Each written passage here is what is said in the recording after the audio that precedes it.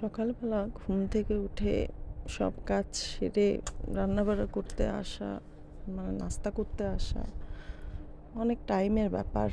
তো সবাই কেমন আছেন? আমরা আছি ভালোই।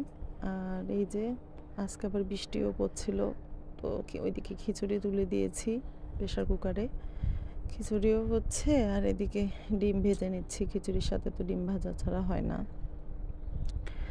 তো ডিম ভেজে এই যে আমার পুচু সোনার জন্য খাবার বেড়ে নিচ্ছি। অনেক মানে বেলা হয়ে গেছে, প্রায় 10টা বাজে। 10টার সময় সকালের খাওয়ার, তারপরে চলে আসলাম কাপড় কাচতে দেওয়া, যেটা মেয়েদের নিত্যদিনের ব্যাপার। বৃষ্টি একটু কমছে, তো ভাবলাম কাপড়গুলো জমা হয়ে আছে, তো ওয়াশিং মেশিনে কাপড়গুলো দিয়ে দিয়েছি। এখন চলে আসা। আজকে রান্নাবাড়া তেমন কিছু করব না, আমাদের আগেই রান্নাবাড়া করা ছিল। আজকে শুধু বুচুর জন্য ফ্রাইড রাইস করব।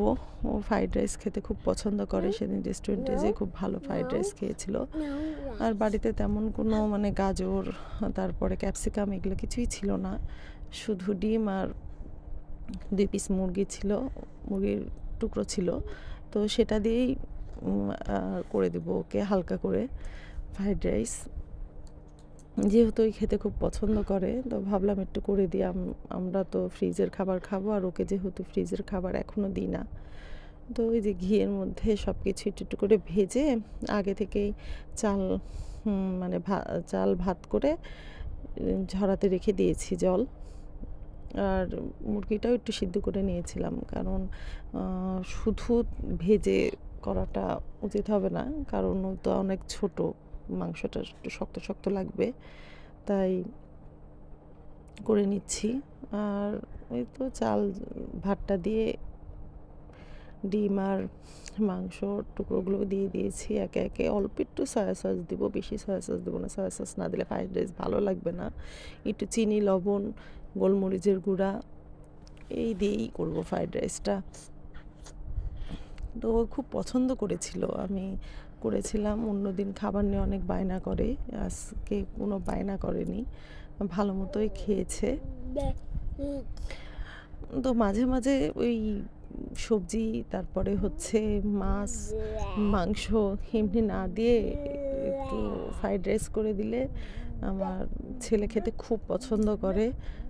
আবার পোলাওটাও খেতে পছন্দ করে, তো পোলাওয়ের থেকে বেশি এই যে ফ্রাইড রাইস তার ফেভারিট ডিশ।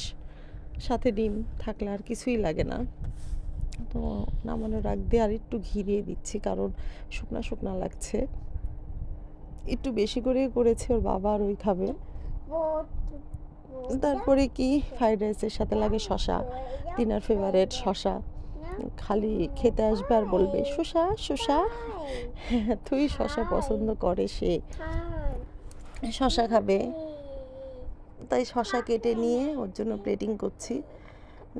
খাবার যেটুকুই নিই, শসা তার সাথে আগে সেই পরিমাণে থাকতে হবে, যাতে প্রতিবার মুখে নিবার 1 পিস করে শসা থাকতে হবে। তো চামচটাও ধুয়ে নিয়ে, ওখানে চামচ দিয়ে যেহেতু খাওয়াবো, চামচটাও ধুয়ে নিয়েছি। তো ভিডিওটা ভালো লাগলে অবশ্যই একটা লাইক করবেন।